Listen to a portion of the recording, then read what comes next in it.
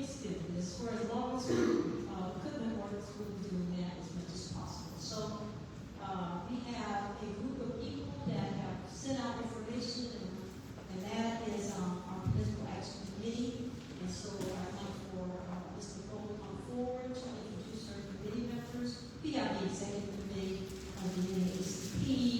We have all the support persons and the membership of the NAACP and our collaborators. And so Ms.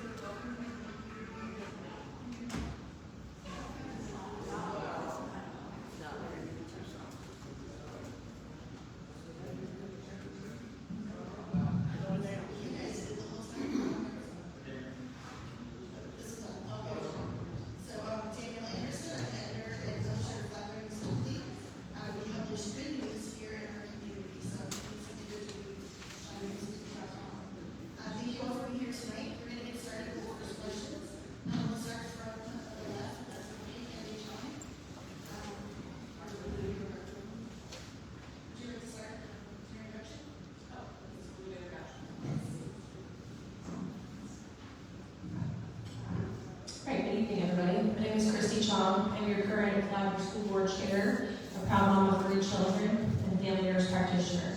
It's been my honor to serve you for the last 4 years on the Flagler School Board. Together we've made real progress, and there's still more work to be done. During my time on the school board, we've taken action to strengthen leadership, safety, and accountability across our district. Proud to say that we hired Superintendent Michelle Moore to move Flagler schools forward with renewed focus on student achievement.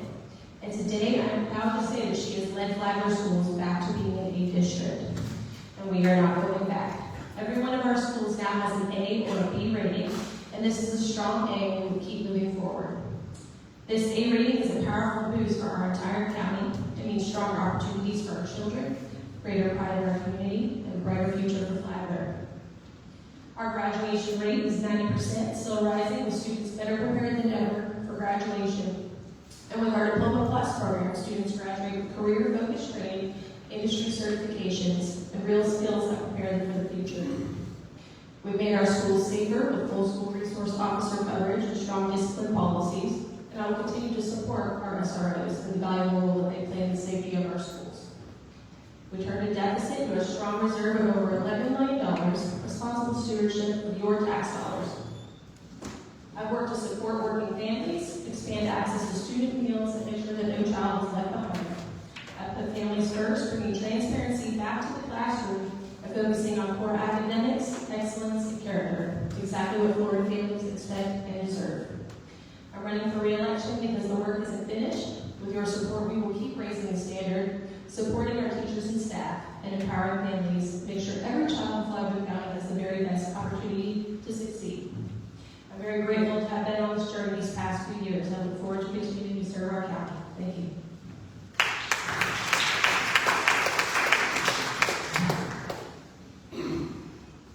Good evening. Thank you for having me first off.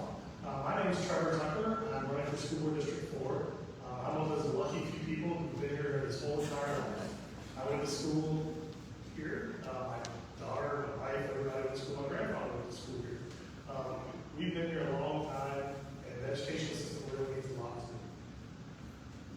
me. I served on the school board for 12 years previously. During that time, there were some great accomplishments for the school district. We had some good times, we had some bad times. We had COVID, which was very interesting.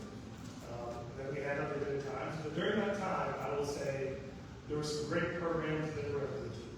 The Fire Academy during that time was implemented. That's an opportunity for a student that is not going the academic route to come out of high school, and you were one class away from having your certificate to be a firefighter. The one thing we don't allow is for them to go into the burning building with the liability. Other programs at the high school, West High School, you have an IB program. It's a high academic program, but there wasn't a high academic program in Kansas. So during that time, we decided that ACE, which is a great academic program, is now in Kansas for the high academic achieving students. I have students in the school. I have a son of 17. My daughter graduated, and shortly I'm going to have a 4-year-old. I know all of you know I should not have a 4-year-old. And yes, I'm open to miracles. Okay? So, with that, I really appreciate everything, and thank you. Have a good evening.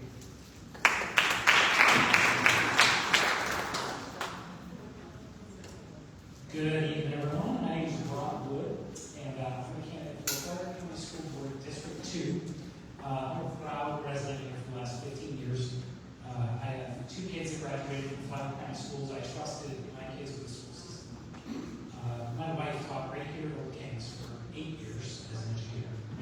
I believe that I am uniquely qualified for this role. I spent 11 years in the active duty Air Force, and that's where my education career began. I achieved a Bachelor's of Science in Occupational Education, and I brought our brand new troops through their initial training. I spent 8 years in federal contracting, where I learned the ins and outs of federal, local, and state procurement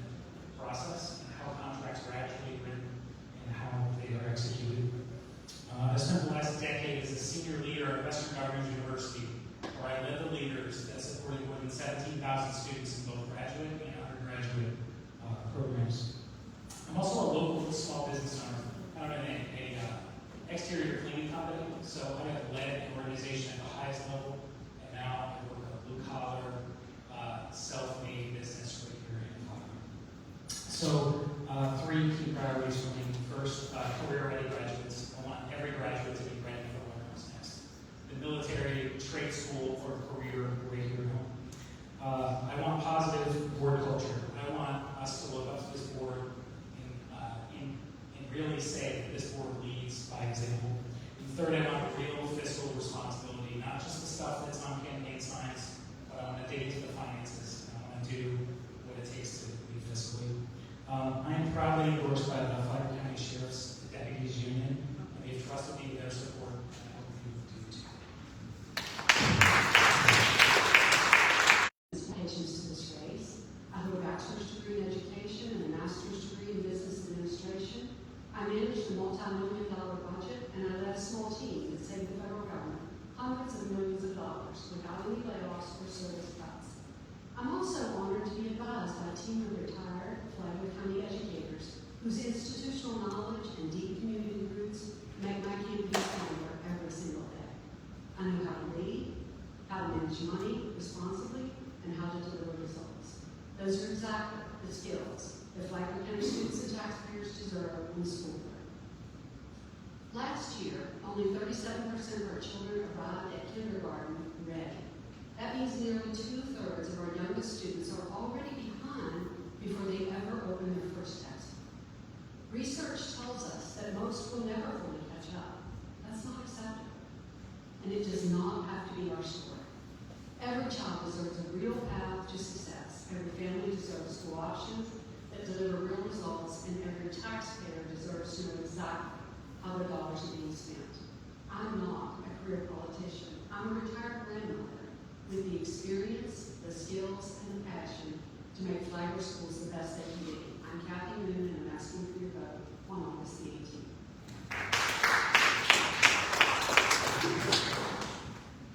Good evening, and thank you for having me. My name is Ron Long. My wife Rebecca and I have called Flagler County home for nearly 25 years now, where we raised 3 children, all graduates of the public school system.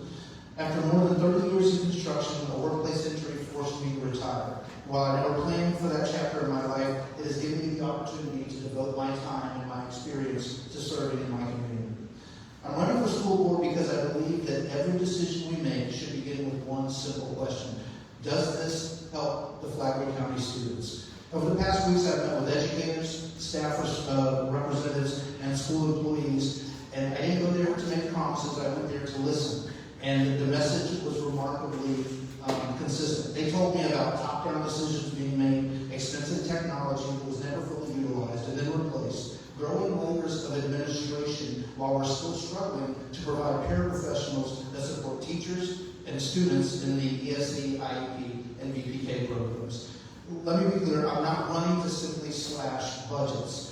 If spending $400 million a year resulted in every school earning an A and every graduate prepared for success, I fully back it. But the results are telling us that there's room to improve. We've all heard the leaders say that the state mandates it, this is the state's policy, and you've heard me say that they need to show up at legislative days. I want to be clear, when I say show up, I don't mean attending meetings and being there for photo opportunities. I mean showing up for Flagler students, standing up for policies that helps, and standing up against policies that don't. The legislature has an important role, but the school board members are not elected to simply relay what Tallahassee has decided for our county. We are elected to be the Flagler County voice in Tallahassee. That means going to legislative days to advocate, not just to attend. I will show up for our students because I have the time. I will stand for policies that help because I have the commitment, and I will push back against policies that don't because I have the conviction.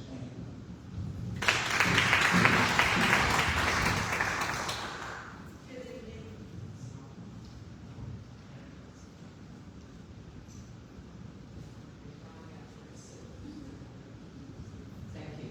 Good evening, and thank you to the NAACP for hosting and for the long-standing commitment you have to strengthening our community civic engagement and education.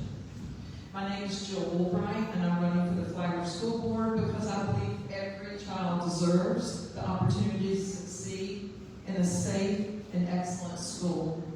I believe every child, regardless regardless of race, neighborhood, income, or background, deserves access to an excellent education and the opportunity to reach their full potential.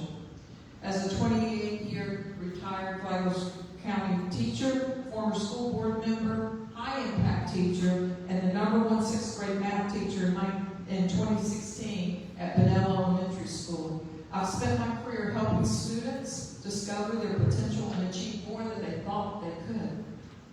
I know firsthand that great schools don't happen by accident. They are built by outstanding teachers, engaged parents, supportive community members, and leaders willing to make student-centered decisions. We have many dedicated educators and much to be proud of, but we also face real challenges. Improving academic achievement, strengthening school safety, attracting and retaining excellent teachers, and restoring public trust through transparency and accountability. If elected, I will work every day to raise student achievement through proven, evidence-based instruction, support and respect for our educators, keep our schools safe, and ensure every taxpayer dollar is invested wisely. Every decision I make will be guided by one simple question: is this what's best for students? Together we can build schools where every child is challenged to excel, every teacher is supported to succeed, and every parent is welcome as a partner, and every student knows they matter. Experience matters, results matter, most importantly, our children matter. Thank you.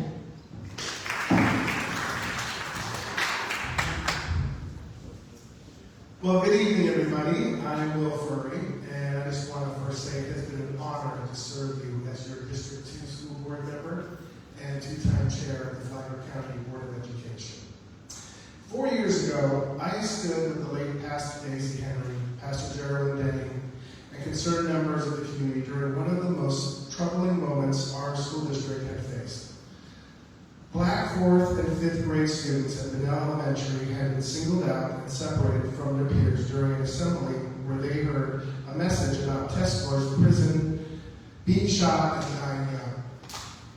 I was there, I listened, and I knew we had to do better. That moment stayed with me. It reinforced something that I believe deeply. We cannot celebrate the success of Flagler schools unless every child knows that success is possible for them. For the past 3 years, I have had the privilege of serving as the school board liaison for the African American Mentorship Program.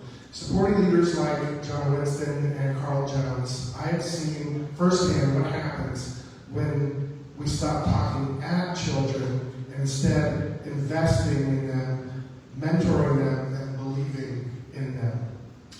And today the results are in. Flagler Schools is an A school district.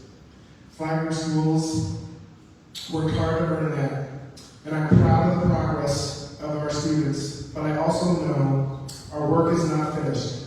We must continue closing achievement gaps and making sure Black students in Flagler County are seen, challenged, supported, and prepared for success.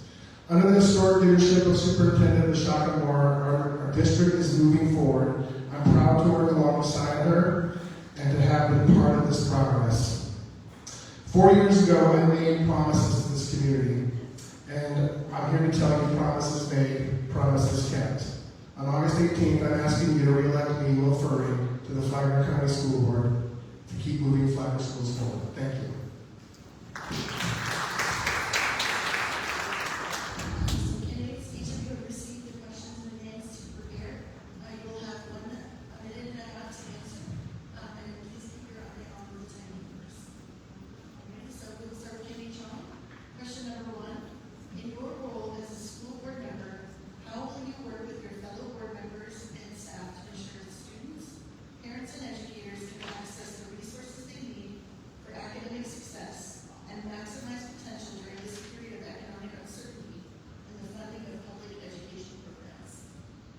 So first, let's talk about the proposed constitutional amendment and increase on our homestead exemption.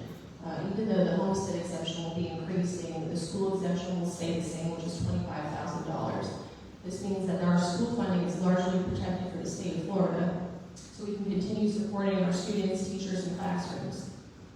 The larger concern is that as things become more expensive, if the economy worsens, say people don't pay their property taxes, funding can be short. So that's why we have to continue to build up our reserves. I'll continue to work with district staff to continue to find efficiencies in the coming years. As for vouchers, we have not lost a significant amount of students in Flagler County that would require us to close any schools or have layoffs, and many students return to the district. What's important is that we continue to remain number one so that parents and families, that they continue to choose us for their children. Thank you. Sure. So working with other board members is important. When I was on the board, I actually proposed something that I didn't know if it would go through. We used to have 2 meetings a month, and we had a 1-hour workshop before those meetings.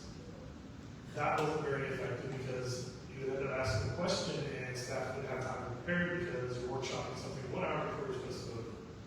So I proposed, why don't we workshop things 2 hours before or 2 weeks beforehand, then vote on the 2 weeks later. That should give everyone time. Well, the board members, you have to work with them, they have to trust you in order for you to get something done. Collaboration is very important. The funding is always going to be based on the students. Ever how many students you get, that's how much money you get. It's per student funding forward. If we have more students, you have more funding. The key to that is how are you going to be stewards of those dollars? Are those going to go to the classroom, are those going to go to the students, or are those going to go to administration or other areas? With that, most important thing is you are a steward of your taxpayer dollars. I will tell you, I voted against some things while I was on the board. Prime example is there was a backstop that was over $100,000 for a softball team, and they already had a backstop. But I go $100,000 for a chain link fence that curves over. We're talking about the whole deal. We're just talking about the backstop. I could not stomach that, so I voted. But those are things that you have to look at. So thank you very much. And, Good evening again. I think first we have to start with making sure that the kids that need the funds get them the most. So when money gets tight, we protect the classroom and the kids that need it. We get rid of or we cut the things that are not instructional. So we look at procurement policies, we look at consultants, we look at assets that we no longer need, and we decide what non-instructional things need to be cut first, so that we can preserve the money that's going to the classrooms. I've been looking at board meetings and looking at documentation, and month to month I see expenses just get approved. Yeah, we just approved, there's lists of them. But I don't know that any of the board members can tell us, was that from a fixed price contract? Was it best value? How many people bid on that contract? Was that the best price for the value that we should be getting? And how did we execute that contract? Did we come in over budget or under budget? And that's the experience that I bring to this. I hold an MBA in finance, and I convey into this budget from the bottom up, and find where we're leaking, and fix those leaks in a practical way. Maybe we'll stop there. Economic uncertainty makes strong, experienced leadership on this board more critical than ever. My entire career was built around doing more with less. I led a small team that saved the federal government hundreds of millions of dollars without a single layoff or service cut. That was not luck. That was strategic planning, creative problem solving, and relentless focus on priorities. Those same skills transferred directly to the school. And it was a two-part question. They asked how we would work with others. Here's how I would collaborate with fellow board members and staff. I will listen before I lead. Build genuine relationships with the superintendent, principals, teachers, and parents, because good decisions require good information, and good information comes from trusted relationships. I will bring my budgeting expertise to ensure every available dollar reaches classrooms first, because bureaucracy should never compete with students for resources. I'll be present at every legislative day in Tallahassee, fighting for Flagler's fair share of funding.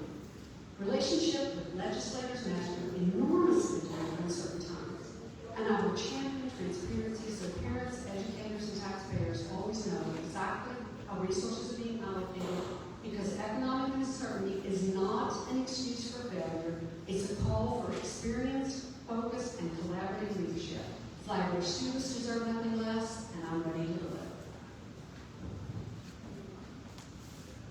For more than 30 years, I've managed construction projects where every decision had to have a balanced quality, safety, schedule, and budgets. I've learned very quickly that the best decisions are not made from behind a desk. They're made by listening to the people doing the work. And that's exactly how I serve on the school board. Recently, as I mentioned, I've met with educators, support staff, and school employees across our district, and the message has been consistent. Too many decisions are being made from the top without enough input from people who work directly with our students every day. As a board member, I'll work collaboratively with my fellow board members, our superintendent, teachers, parents, and staff to ensure that our budget reflects the priorities before we ask taxpayers for more money. We owe it to our students to make sure every existing dollar is reaching the classroom whenever possible. Economic uncertainty means we have to be smarter, not simply spend more. My goal is to make sure teachers have the tools they need, support staff have the resources to do their job, regardless of their background or learning style. And every student, regardless of their background or learning style, has the opportunity to succeed. A budget isn't just about numbers on a spreadsheet, it's a statement of our priorities. And my priority will always be the students of Flagler County. Throughout my career, I've learned that strong leadership isn't about having more money. It's about making the best decisions with the resources you have. As a retired teacher who spent my entire teaching career in Flagler County, most of it at Bunnell Elementary School, and as a former school board member, I understand the unique strengths and challenges of our district because I've lived them every day. Working directly with our students, families, and educators has shown me where investments make the greatest difference. I know how curriculum, teacher training, student support services, and responsible budgeting all work together to improve student achievement. If elected, I'll work collaboratively with fellow board members, our superintendent, teachers, parents, and community partners to keep our focus on students. During times of economic uncertainty, we must protect the classroom first by prioritizing high-quality instruction, recruiting and retaining excellent teachers, expanding career and technical education opportunities, and ensuring students have access to academic interventions, mental health resources, and the technology they need to succeed. My experiences have taught me to ask tough questions, study the data, and make decisions based on evidence, not politics. I believe every child, regardless of their neighborhood or background, deserves access to an excellent education and the support needed to reach their full potential. That commitment will guide every vote I make as your school board member. Yes, so this is an area where I have some strength as well. I am a former executive in the banking and finance industry, so working with numbers is something that comes naturally to me. What I'll tell you is that it's not about what we're going to do, it's what we have been doing. It's all about prioritizing. See, as it's been mentioned up here, we're only going to get the funding for the amount of students that we have. So you have to prioritize those dollars. And that is something that we did under my leadership. And we focused in areas where we were struggling. And one of the areas where Flagler Schools was criticized and also on the federal index is for the scores for African American children. And for over a decade, we were on the federal index, and they're monitoring, saying we're not doing enough in this category. For the first time in over a decade, we have not been on that index list for the last 2 years. So that is a remarkable accomplishment. But it's about moving those dollars where we need to lift the scores for that bracket. We invest in professional learning. We have to keep our educators at the top of their game because the things that they learned 30 years ago or 20 years ago, there are new ways to do it. So that's my answer. Thank you.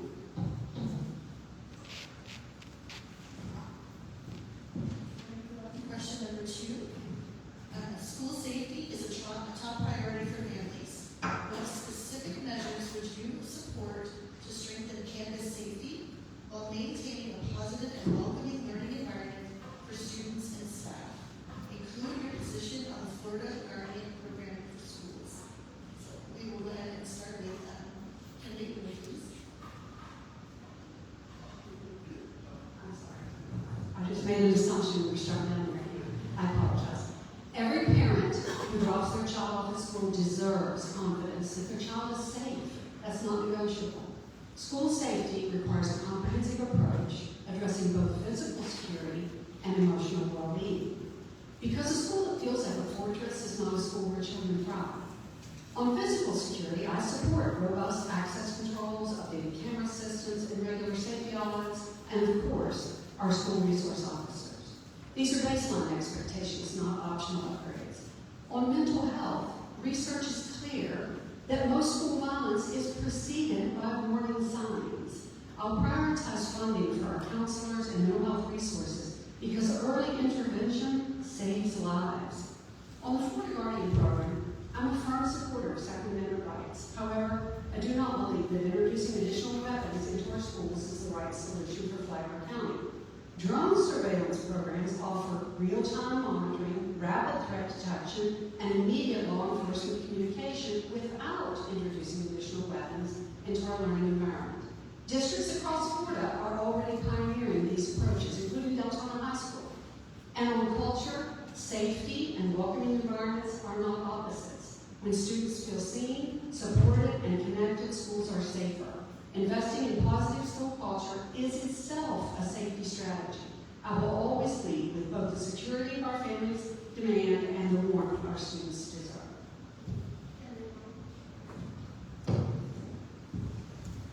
Every parent deserves the peace of mind that when they drop off their child at school in the morning, that they'll pick them, that they will return home safely.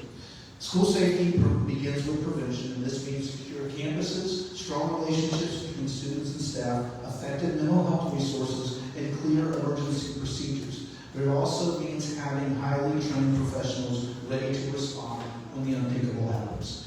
My first priority would be increasing the number of school resource officers whenever our budget allows. They are sworn law enforcement officers with extensive training that goes far beyond what we can expect from any educators. I support the Florida Guardian program because I believe it can be an effective option when implemented reasonably and with rigorous training. However, I do not believe it should replace our school resource officers whenever an RSO is available. The Guardian program should complement our safety training and our safety strategy, not become the strategy.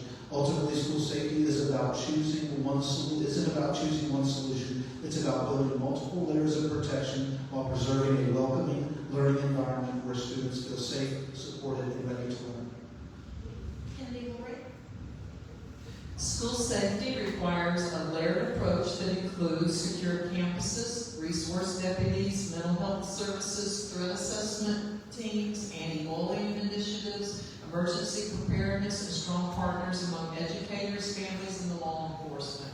As a retired Flagler teacher and former school board member, I understand that students learn best when they feel both physically safe and emotionally supported.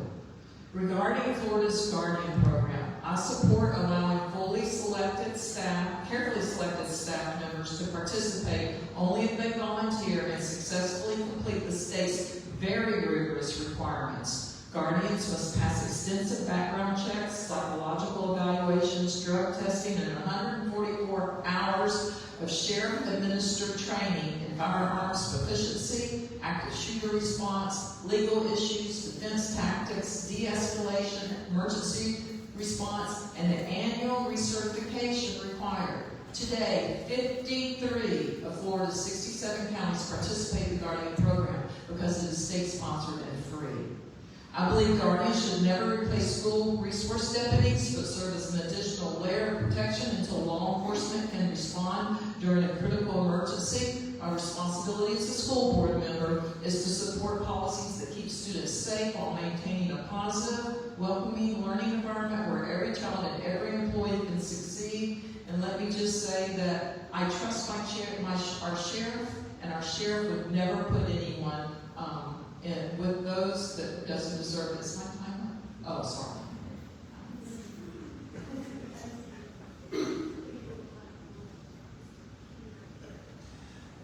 Thank you for the question. The safety and security has always been one of my highest priorities, and we have implemented significant advancements in safety and security in Flagler schools under my leadership. Some we can't talk about. Things that I can share with you is we have single points of entry, electronic locks on our doors, and we have a Syngentech system, which is a clicker that all of our staff wear that can notify the sheriff instantly in the event there's an emergency or an active shooter, which would be the worst case scenario. I do support the Guardian program, but only as a force multiplier to our school resource deputies. I speak with experience on this. I was one of 200 policymakers that were invited to go to Marjorie Stoneman Douglas School in Parkland and tour the school as the trial ended, and it had been perfectly preserved for evidence. And I walked through there, and they showed us all the mistakes that were made, and I can tell you the Guardian program could be very helpful if implemented here. And the person that hosted it was Max Stracker. His son Alex was murdered that day, and he stood at the desk with a pool of blood of his son's at his foot, and he said to me and other school board members, "Protect our children." And I made him a promise that I would, and I'll make that same promise to you.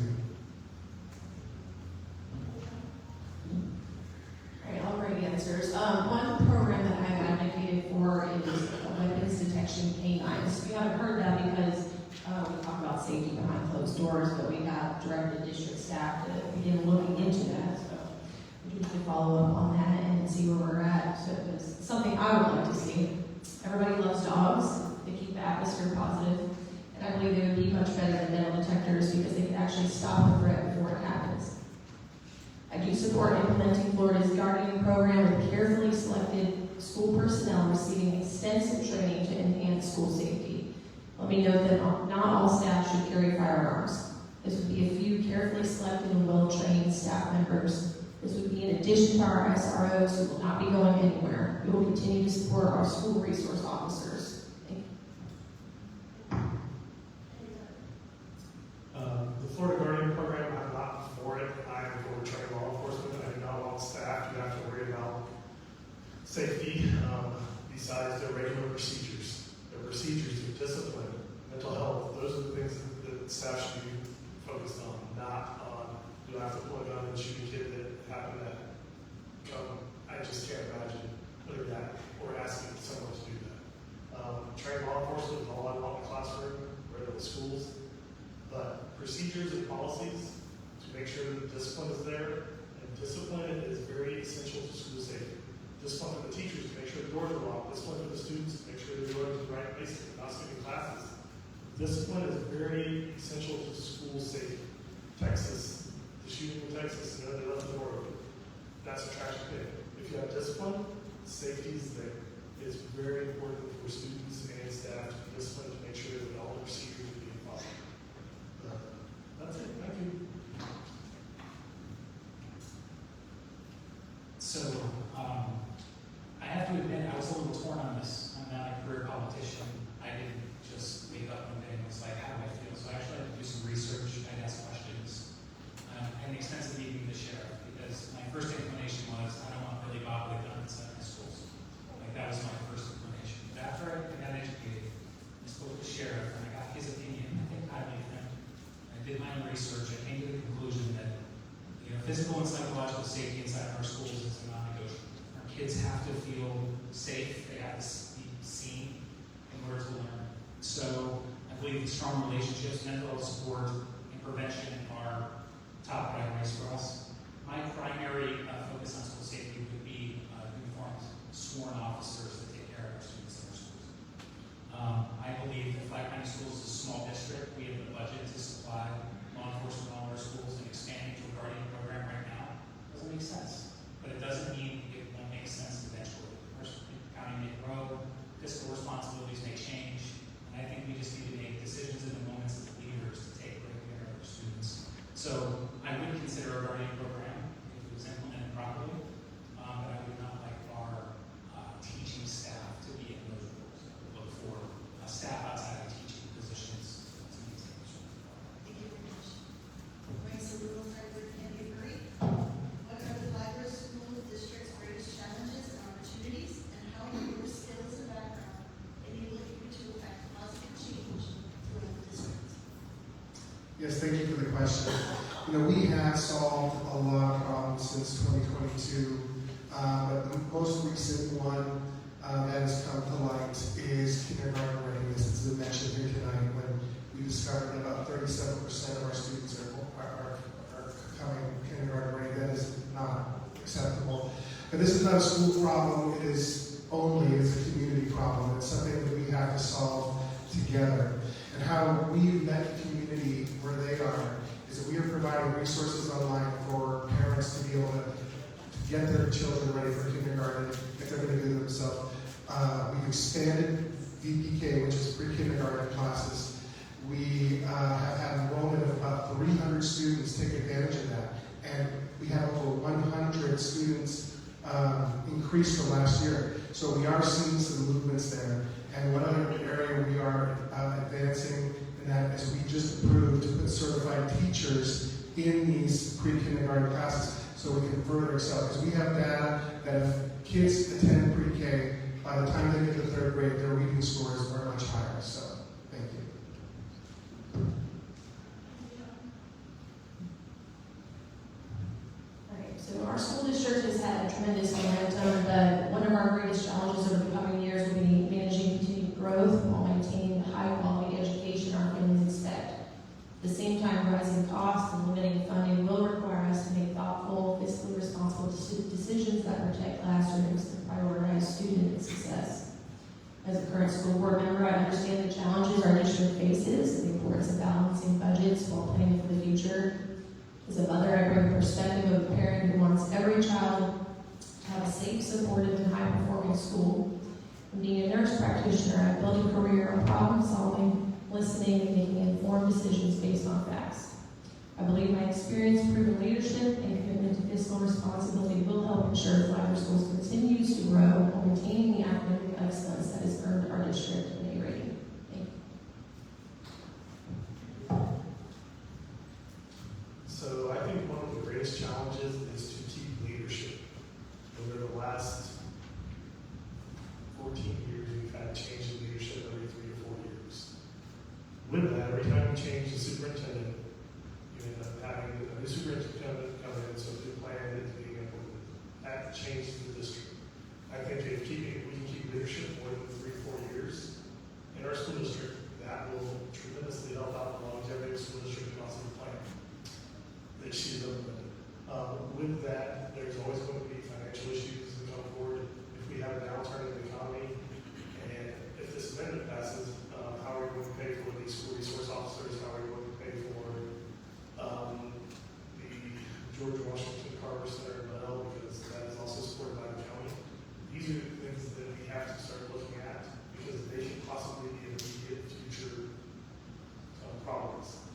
With that, those are a few of the problems.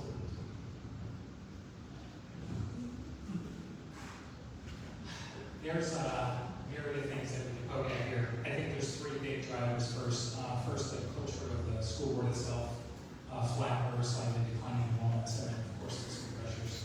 I want to commend you all for coming in and taking an active role in the legislative process here. I believe that the school board you elect should be the epitome of leadership, the epitome of leading by example. I find it totally irresponsible to have a 9-hour meeting to try to seek a vice chair position. It just baffles me that we would put that on the public stage and expect that our students are going to look up to that board with any reference whatsoever. So I want to establish a culture of the board where we absolutely are held accountable. We lead by example. We preserve relationships over outcomes. We drive for commitment and not just for policy and not just because I said so, but real commitment to do the right thing for the right reasons. And that we should leave people better off in the way that we found them. And I don't believe that this board has acted that way for the last 2 years.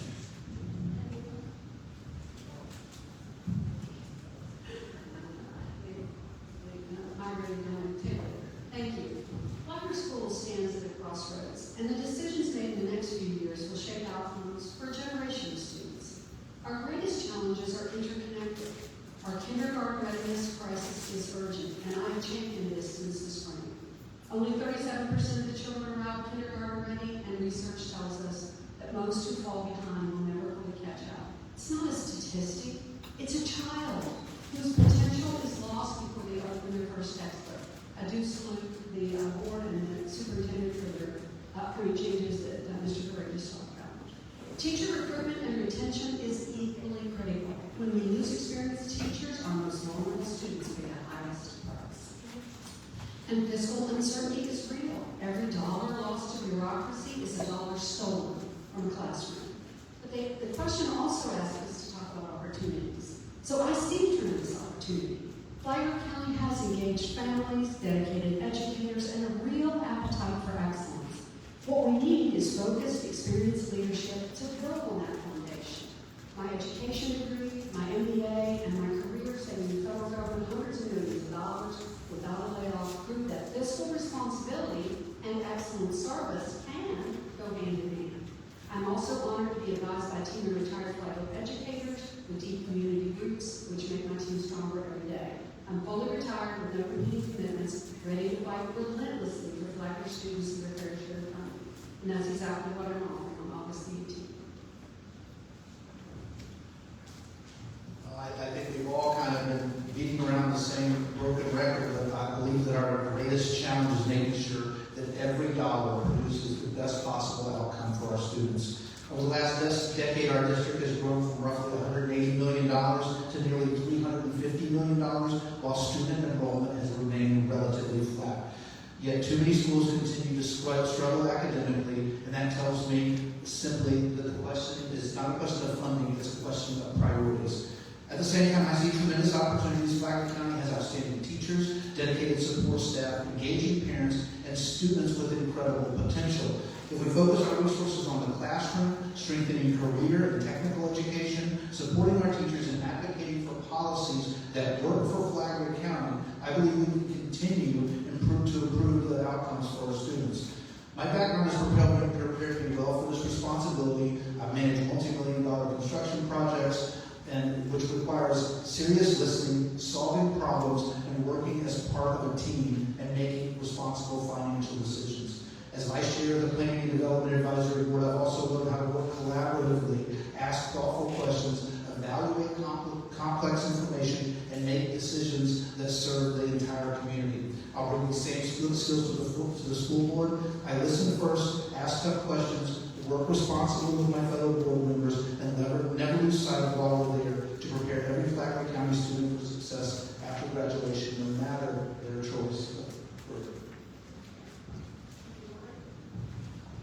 The greatest challenges facing Flagler schools is improving student achievement for all students, recruiting and retaining outstanding teachers, and preparing every student for success after graduation. At the same time, these challenges bring about opportunity to strengthen our schools through innovation, accountability, and strong community partnerships. You know, as an educator in this county for over 3 decades, I have a wealth of experience, and they give me firsthand knowledge of what works for students and what educators need to be successful. As a school board member, I will support evidence-based instruction, strengthen early literacy and mathematics, expand career and technical education, recruit and retain excellent teachers, and ensure taxpayer dollars are invested where they have the greatest impact on student learning. I will work collaboratively with families, educators, business, community organizations because success is a shared responsibility. Every decision I will make will be guided by one question. Will this help more Flagler students reach their full potential? If the answer is yes, then it's a direction worth pursuing. Together, we can build schools where every child is challenged to excel, every teacher is supported to succeed, and every parent is welcomed as a partner, and every student knows they matter. Experience matters, results matter, most importantly, our children matter. Thank you very much. That concludes our pre-question portion.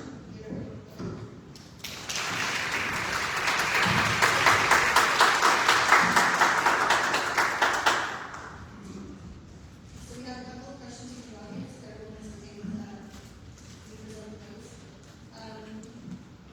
Raise your hand. Who wants to start? Who's brave? All right, let's start with Kenny Tucker. What's your opinion of the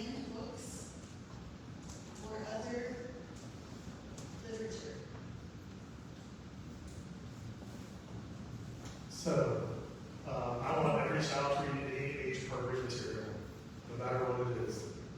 My view on this is all ideas need to be shared, and it's up to an individual once you're older that you should make up your mind. Banning a book for political or ideological reasons is a terrible idea, because now you just cram down someone's throat over one idea. If you really want liberty, if you want people to think for themselves, then you can go to reason with all different ideas and then make that decision for themselves.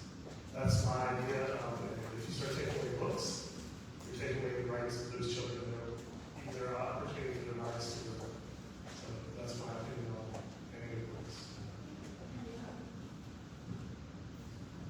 Yeah, so I mean, I'll continue to stand firm on this. It's not the school's responsibility.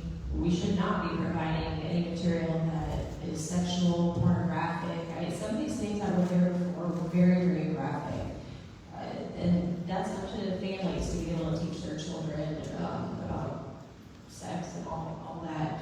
I stand with the Florida legislature now. We have laws in place, but you know, we can't have those kinds of books in our classroom. I mean, you wouldn't want, if you can't read it in front of everybody and have children here, it shouldn't be in our schools.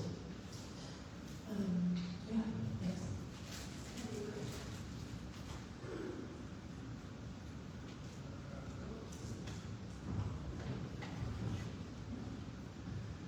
So yes, I believe that everything that is, well, let's just back up a little.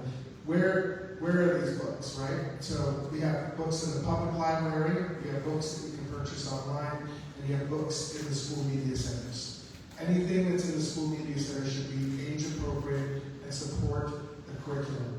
We have very strict laws on the content of and graphic nature of certain subjects, and I support that. And we also have very clear policies on how to challenge books if somebody feels it is. So it is a democratic process. If somebody disagrees, it goes for review, and it will be determined if it needs to be removed. But every book in the school should absolutely support the curriculum, otherwise it really doesn't have a purpose there. And I don't think it's ever, I know in the community people talk about banned books, but I don't think it's ever really been about banning books. I think what it's been about is what is appropriate for certain age groups. When you go, even teachers, when you go to college, you learn about child development. And even as you raise your children, you know that some things are not appropriate for certain ages, but they're appropriate later on. And so it's about age-appropriate material. And unfortunately, across in Florida and across the nation, it appears that some inappropriate material for that age group got into our media centers. And they're not only in media centers, classrooms have libraries too. They have classroom sets. So it's about what's appropriate and what's for that age, and that's across all curriculum, not just books. And the state of Florida has solved that. Now, I do believe that because there was such an uproar about the things that were found in the books, and stuff, there was some books that were vile. They were not storylines. That maybe the pendulum has swung too far and removed things that we shouldn't have removed, and that's what happens when there's a reaction to something. And hopefully things are more balanced now, or we're not removing our good classics like some places were. I don't think that was happening in Flagler County.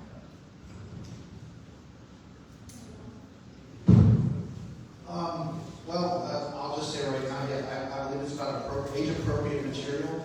I don't think banning some of these books is about banning ideas. It has to do with what's appropriate for kids. And furthermore, when it comes down to it, these books are possibly available at the library, Amazon, everyone has an entire library in their pocket these days. So it's not about banning really books and making them unavailable anywhere.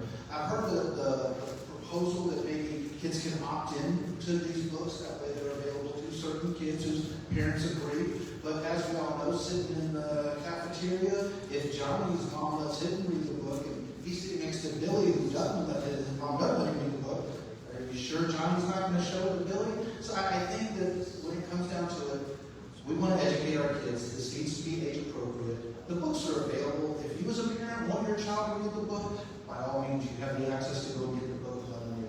But when it comes to the schools, let's keep this about reading, writing, and literacy. Thank you. I also agree that age-appropriate books should be made available to students. I don't think we do enough to encourage our students. Many students are not reading. They don't read books. They graduate from high school, arrive at college only to express the fact that they've never finished a full novel. So I think we should be encouraging our children to read things that are age-appropriate. And my understanding is that the current process here is not an opt-in, but an opt-out. So if I don't want my child to read a particular book, I can opt in on being able to access that book, or a group of books, maybe a series. But that does not take that book away from every student in that classroom. That is not the voices we give to a single parent. I get to relax. You all took all good. You get them all. I wrote them all down too. Nice. So, first of all, I think transparency and parent involvement is really important. It's parents' responsibility to raise their kids and decide what kind of content that it's from. I agree that the material should be age appropriate. It shouldn't be pornographic. That shouldn't even be a question as to whether the material is age appropriate. And our school does a really great job, has a really robust process for challenging books. It's heard by a committee. So it's not just one person that's standing at the dais making decisions. So I feel like our school has this one well in hand and we do the process for this. Thank you. All right, so number of submission, 37% from this number. I'd like to find out, in addition to what you guys are already doing now, what other things do you think that we can do to ensure that more children are ready on that first day of kindergarten?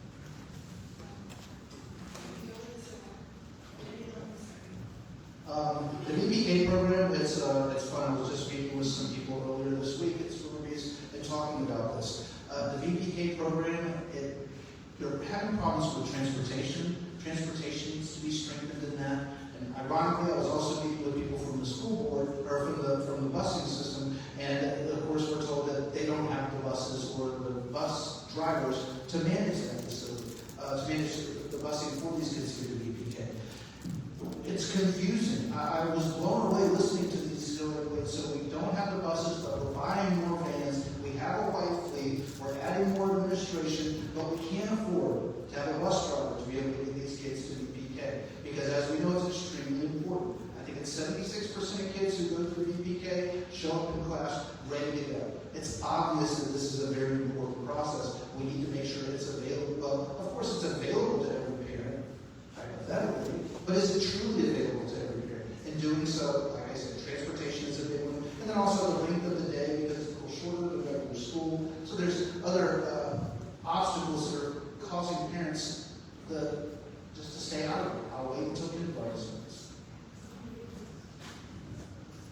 Thank you. I've been researching this since the spring when I first heard the Shop and More share this at a presentation I went to. And my grandma heart hurt to hear that so many children were not ready and would likely suffer a future of not catching up. In addition to the transportation, we simply don't provide, it's not insufficient, we don't provide transportation for VPK kids. I suggested maybe we could look at a grant. Maybe the Education Foundation could give us a grant. We could test it at one school, see if it makes a difference. Ideally, we provide it for all the schools, but he has outlined clearly the issues around that. The fact that it's a half-day program is a challenge for many families too. They might be able to get them there, but they're done at noon. Oh, we have a program where we'll take care of them after school. Sure. It was $70 a week. It's going to $80 in the coming year. Not every family can afford that. There's issues too where some people simply move here and they don't know it's free. They move from another state where that is not available. So it's a multi-layered, multifaceted issue, and I think we need to bring the community together and the resources of the schools, and we need to look at every issue that's become a barrier and try to figure out, as a village, how can we make this better, because it's so critically important.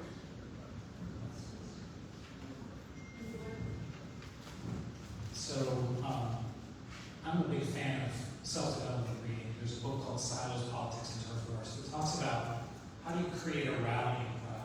Like, how do you shed all of your policy and all your titles, and how do you as a community come together to tackle one thing together? And if that one thing doesn't get solved, it has huge consequences. Well, third grade literacy is one of those things that should be a rallying cry. It should be something that we're trying to solve all of the things that Kathy just talked about. We need to solve wraparound care. We need to solve transportation. Those are friction points for families that inhibit their ability to take advantage of an already free program. So we should be working with small business owners and nonprofits and going to legislative days and finding the funds and grants so that we can support our kids here at home. What if we just move that number by 5%? What if we moved it by 10%? We're not saying we need to move to 100% today, but how can we as a community move the ball forward just a little bit and make it better tomorrow than it is today? Unfortunately, this has been a problem for a long time. Jake Molina was the superintendent 4 superintendents ago, and we didn't have at that time enough PK providers. So the school started providing more than just what I was on the PK program at the time, so they expanded that. Well, now the problem is I still don't know if we have enough PK providers. We don't have transportation. It's always a funding issue with this topic. I believe parents, if the child can be picked up and taken, they would probably do this. This is good for their children, but it's a funding issue. Where do you get those funds? Where do they come from? And how do you get them? That is going to be the hardest problem with this issue. I don't know what the answer to that is, because there's no real funding from the state. All they pay for is the morning. They only pay for a full day, just the morning. How do you get the rest of those funds to make it possible?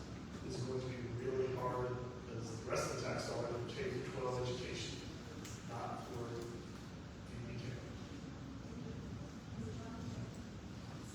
Yeah, so it's tough because by the time children are coming to us, they're having development delays, and we have to focus on resources that are out in the community and what parents can do at home. Some of the things I've done with my own children, we have the adult department reading program. I think the other one is called the New Worlds reading program. Every month, a book is sent to a child's home, and you can start reading to your children.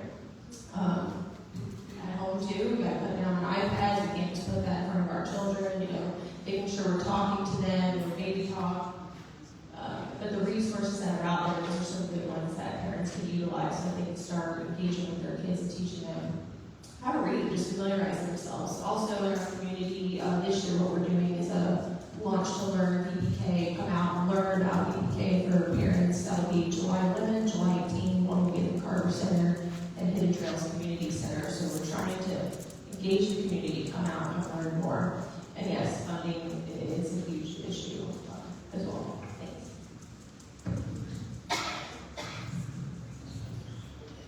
So yeah, this is, like I said earlier, this is not just a school issue, it's a community issue.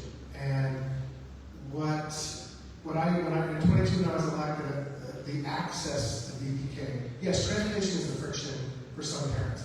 But it's the availability that needs to be there for the VPK enrollment. And we've more than doubled the availability since I was elected. And we're filling those up. And so that's one of the biggest things. But it's a partnership with the community. As I mentioned, we are working with the Flagler Education Foundation. They have an initiative to help support that. It's about education, communication, but it really means parents need to be involved in this. They have to read to their children, spend some time with them.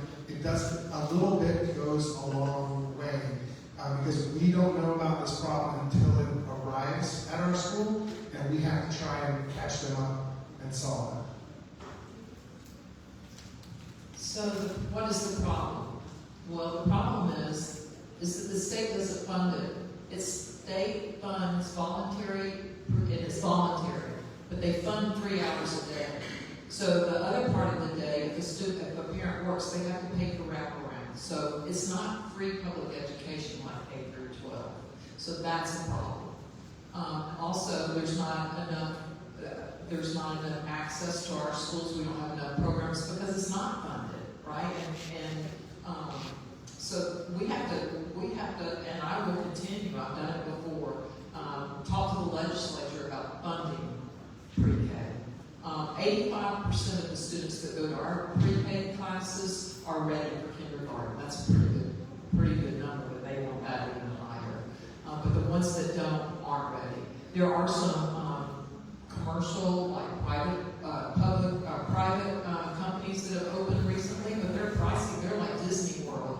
So I talked to them about, do they have help with vouchers? I think we need vouchers for VPK, but to start with, we need to fund it for everybody, like part of the public education.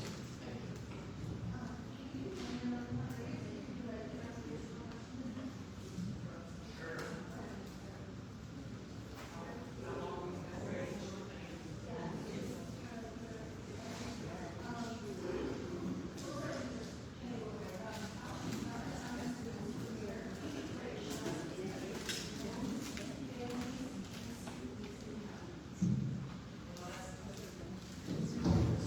And it's interesting, so we haven't grown in 10 years because of the voucher system. So there is a lot of growth in this county, but they're not coming to our schools. So we have to monitor that because the vouchers and homeschooling is increasing. We need to find out why our parents are not making Flagler schools their first choice, while they're choosing homeschool and while they're choosing private schools. The private schools don't have any room; they're full, and so we need to figure that out. Right now, there's no need for, the only place we might need a building is for high school. That's because a lot of the students do come back to the public schools during high school time. So it's not an issue at this point, but it is monitored, and we do get impact fees to be able to build schools from the development. Yes, I actually sit on the ILA board. We monitor student progression rates regularly. And we just had our last meeting very recently, and it actually shows a curve of declining enrollment over the next, 15 years or so. But that doesn't account for new development. But we did account for all the improved houses, because I think that's what spurred this question. There's something like 19,000 homes approved that haven't been built yet. But if they were all built today, we would have capacity in almost all our schools, FPC, and I believe Buddy Taylor Middle School. So we would, at that point, we would start doing mitigation and then ultimately building schools. So we are always monitoring that. We're not going to be behind on that. So. Yeah, I kind of have to echo those comments. It is something we are always monitoring. We're notified when new developments are going in. We have been told, even though there's home growth, it's not all just families. A lot of it is retired. I also think we're going to see a bit of a slowdown here in Florida, but that's just my opinion. But we do continue to monitor that throughout the year. Thanks. I just want to make sure this question about growth in students. How did Flagler County Schools prepare for a sharp increase in homes, families, and students? Thank you. Preparation, as we have students coming in, you have to grow through that growth, you get more student funding, So if you get more students, you have more funding to build these schools. It's kind of flat, it's been flat for a while. So right now, I think there's a really huge need. First, you go through a rezoning process, then you also have to use Florida inventory schoolhouses, which means that you have to have it before you can build any school, move students from the school to the school, and you have to utilize every square foot before you're allowed to build these schools. It's very tedious.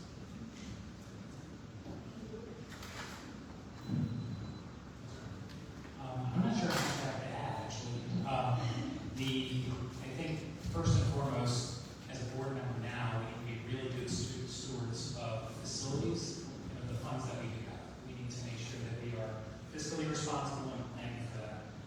There are processes in place that are going to monitor that, just like they talked about. So I don't believe we're going to need to any immediate crisis, but there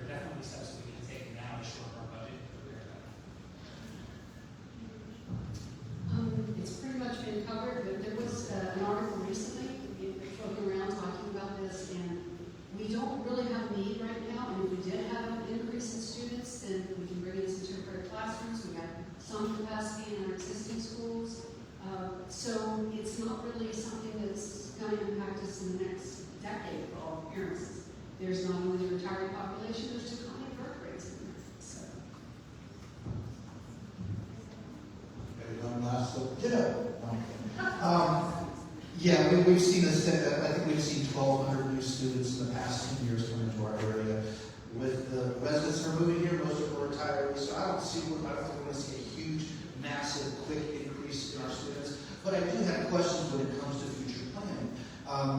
The current board, I'm sure everyone's heard of the Hall Creek project that's going on west of where I live. It's going to bring in 6,000 new homes. When that project came in, the developer said, listen, we'll give you, I think it was 20,000 or 20 acres for you to use for future school, what have you, whatever. The school board declined that and decided, okay, we'll just take the impact fees on it, which that's good. $1 today is worth more than $1 tomorrow. But what is that property going to be worth in 10 years, 15 years, when there is a population out there that needs a school, and now school board has to go and buy land in that area? I think that, it's one thing to try to really plan for it, but at least have some kind of lesson.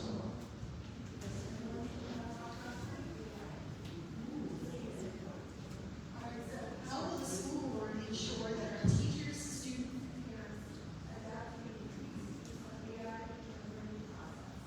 Could you repeat that, please? how will the school board ensure that our teachers increase use of AI in school learning? So yeah, this is something that we took head on about 2 years ago. We actually created an AI task force internally to start to stay at pace with as best we can with AI, so that we know it's a tool that's going to be around. It's not going away, but it's how you use it. The important thing is to have guardrails and policy within it, and so it can be a great way for teachers to make their time more efficient for tasks that may take a long time to get it out there. But the AI is not teaching our students. Our certified teachers are, and that's the way it will be. Yeah, the AI's here and it's not going away, so we need to embrace it and use it as a tool instead of AI using us as a tool, because that's what will happen. If you don't know how to use AI knows how to use you. So we definitely need to train our teachers on how to properly use AI, and then train our students. And then we don't use AI all day long. There's certain times where it would be allowed and certain times where it would not be allowed, with parameters that were guided by the classroom teacher. But first we have to make sure that our technology department's ready for it, and that our teachers are trained in AIs and the proper use of it, and that our students are trained first. You mentioned you hope our tech team is prepared for it, but the staff they've been adding to the tech team, I kind of feel like they're definitely prepared for it. AI is here. We all use it. I use AI regularly. I used it several times today. But regardless, we have to make sure that we're putting guardrails in place so that it's not becoming a crutch. It's not becoming something that we just rely on. Don't ask questions. Don't follow up, and don't correct and check for errors. It's something that students are going to use, and I think it's going to be a great tool for students to be able to use. But again, I think teachers need to make sure teachers have the resources and the education to make sure that it's not getting out of hand. It's kept in control, and something that they're not just arbitrarily using it. I agree that it's here and it is a useful tool. For example, I was working on a spreadsheet years ago. I had many duplicates on the spreadsheet, things that would have taken me hours to clean up. I was able to use the tool to say, if this field and this field matched, or leave the second one, and it saved many hours. So I think the important thing is, like when computers first came out, home computers, you need to know how to do the task manually, but then you can take advantage of the resource that makes that faster, so you can spend forever on something more critical, learning on a deeper level instead of doing repeat work. Right, so I spend a lot of time using AI, and I think we have to be intentional about how we integrate AI into education so that it just doesn't happen.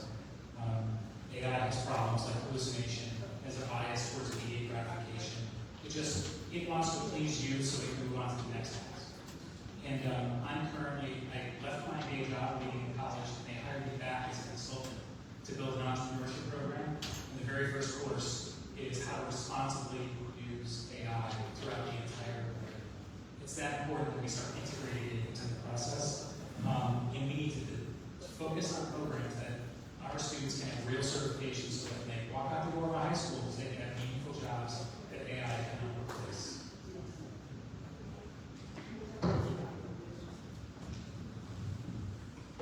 This is a hard situation. AI is going to replace a lot of jobs. We have to be people who will work on maintaining the systems that AI has.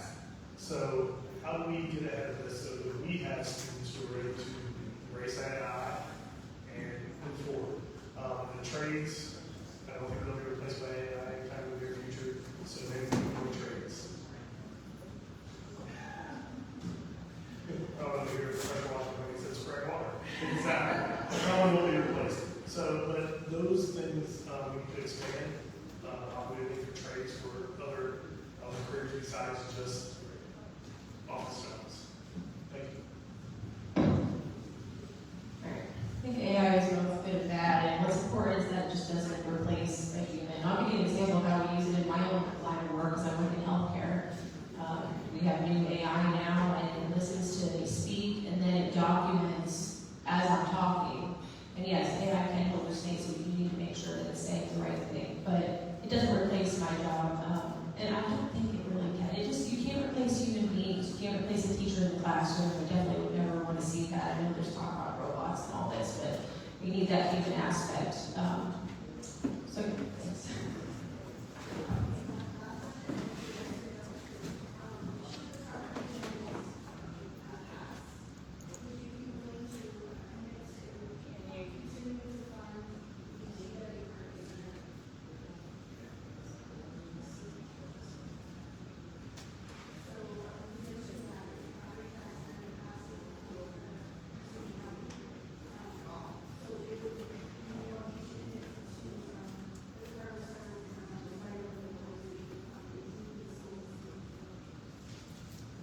So I've already talked to our superintendent about this. Yes, we do support that. The question is there going to be funding for it? I do support the property tax amendment. I think just we're being taxed too much in some areas. I mean, I live in the city of Benel. My property was annexed into the city, and I don't get any services for that. But yes, it is on our radar. Yes. Yes. Yes. Yes. It is a gem. We have to keep it somehow. Yes. Yes.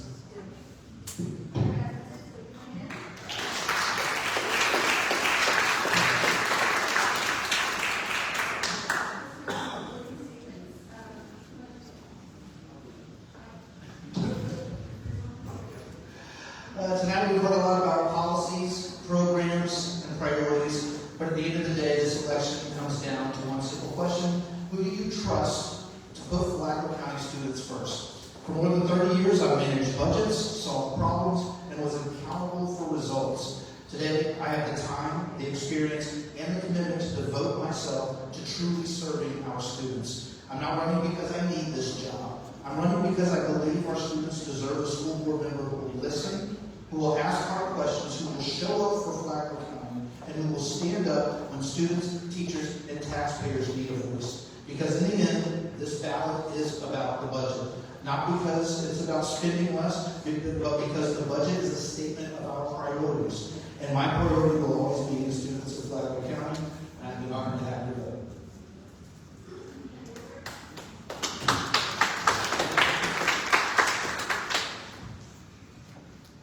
This election matters. With over 3 decades of experience right here in Flagler County and a resident since 1989, I think my own children graduated from FPC. I have years of experience at Benel Elementary, and I taught generations. I taught the children of the children I taught. I have been heavily embedded and active in this community for my adult lifetime. I love this community. It would be my honor to serve again. I would be proud to work with Ashaka Moore. I have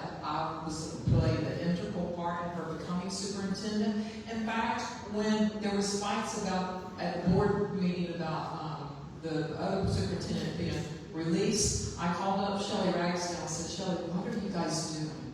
You have the shock award. And they went, well, we didn't think she would get it. She's going to be your superintendent. Stop fighting the board. And so it happened. She's our superintendent. Thank you.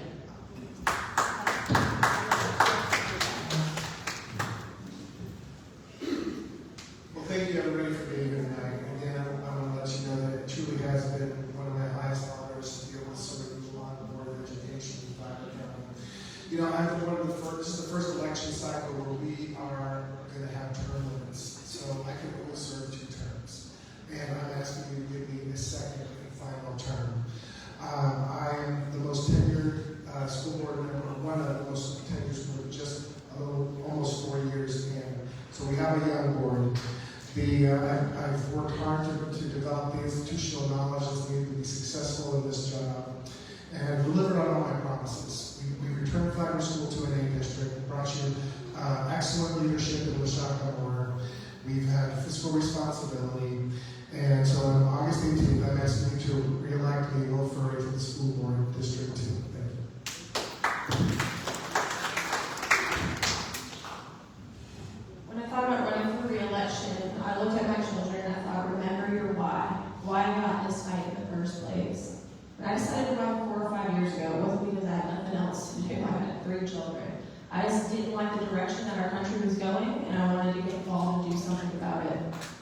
And yes, we attend events, we show up at these things, and you see a lot of posts on social media, but what you don't see is my private conversations with parents.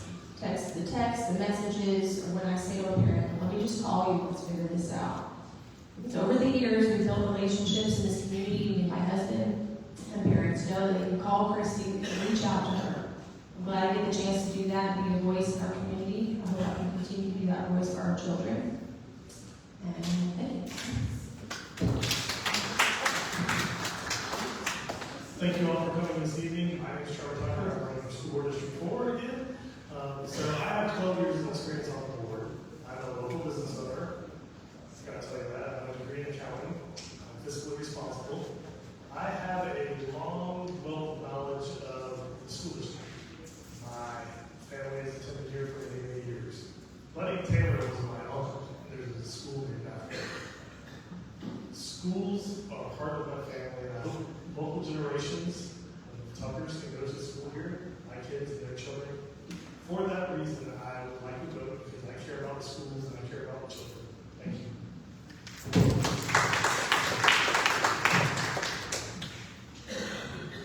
So, I'm not a politician at all in this race because democracy really demands competition. I'm the product of a home where 2 parents never made it out of high school. My dad was completely illiterate, never had a driver's license. When I joined the military, I got a GI Bill, and I got my undergraduate education. And that's what started this ball rolling. So, after the military, I taught GED and Maximum Security Prison, and that's where I fell in love with education as the great equalizer. So I've spent years as a federal contractor, 10 years in higher ed, got an MBA in finance, and I'm doing this because I care about our schools, care about our community, care about our fiscal responsibility, and the impact that our school can make here in Flagler. So I'm asking for your vote on this evening.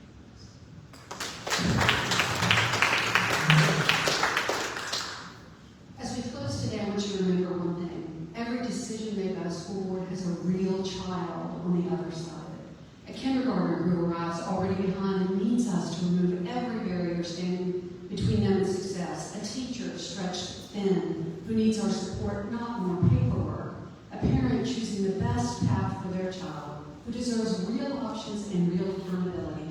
And a taxpayer who deserves to know that every single dollar is being spent wisely and openly. I'm uniquely positioned for the fight. With my education and my experience, I didn't come to this race as a politician. I came as a grandmother who chose this community, who believes in its children and who knows we can do better. And I have to take the time I have left to go back to the issue of our kindergartners. We talked about the cost of transportation, and I just want you to think for a moment about the cost of not providing the transportation. We already said they arrive behind and we fight it for their entire school career. What does 13 years of supporting them cost us? So maybe they have the money for transportation. I'm asking for your vote in your trust. Kathy Moon, District 1. Thank you.